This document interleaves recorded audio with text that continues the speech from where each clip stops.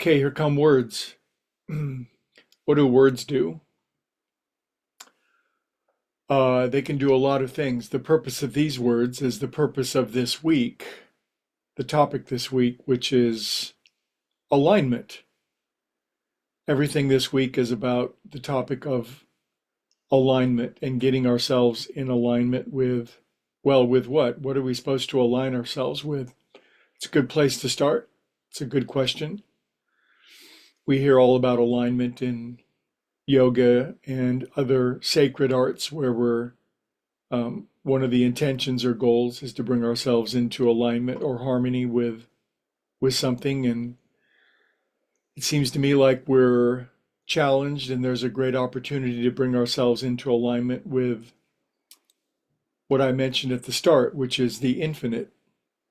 How powerful, how amazing, how wonderful it would be to have oneself perfectly aligned with the infinite.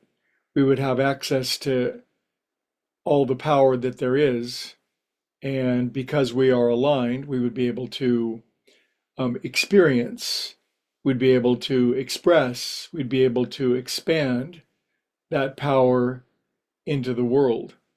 To me, that sort of reminds me of what it would be like if we were bringing heaven on earth, because that's the great dictum of the great prayer, isn't it?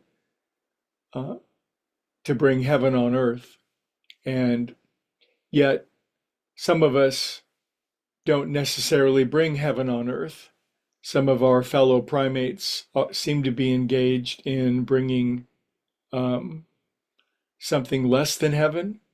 Hell, perhaps, might be a name for it, but whatever it is, at any given moment, we're either bringing some heaven on earth, a lot of it or a little of it, or we're bringing some hell on earth, a little of it or a lot of it.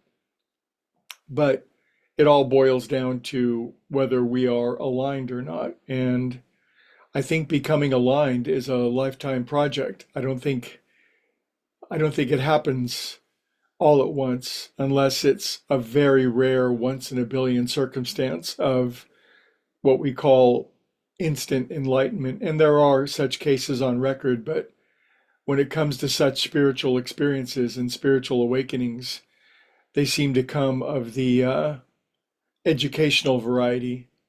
And those are the kind that come slow and steady, drip by drip over time. But I think the slow and steady spiritual awakenings, the unfoldings of alignment that are slow and steady, are of the more durable and dependable variety. Every single day we do whatever we can to bring ourselves into alignment with the infinite. At the start, I mentioned there's nothing we can really do to coerce, cajole, force the infinite to do our bidding, but boy, do we try. God, please hate that person that I hate and smote them. Would be a tiny, absurd, but um, certainly observable thing that some of us see other people doing. Not that we've ever done that ourselves, although I'm sure that we have. But this week we're going to talk about alignment and how to get ourselves into alignment. Well, what do we have to align? What are you saying, Greg? Well, I'm talking about aligning our thinking, our emotions and feeling, our activities and behaviors, and that's a lot. Every thought, every feeling, every action. And that is an all day long, every single moment, praying ceaselessly sort of assignment, isn't it? And yet we know when we're aligned because we feel happy, joyous, and free. And we know when we're misaligned, when we're feeling sad, depressed, demoralized, and unhappy. The truth is right in our own being, and by the fruit we shall know. Is what we're doing, is what we're thinking, is what we're behaving in, is it producing true and genuine happiness? Then we know we're doing the bidding, we're in alignment with the infinite. If we're sad, miserable, depressed, grim, gloomy, and downcast, then all it means is that we're misaligned. And it's time to do anything and everything in our power to get ourselves back in alignment. We'll talk about how we can do that all week long. Certainly, meditating, talking to friends, praying are many of the great tools in our toolkit. So, have an aligned day. Keep track on the inside of yourself.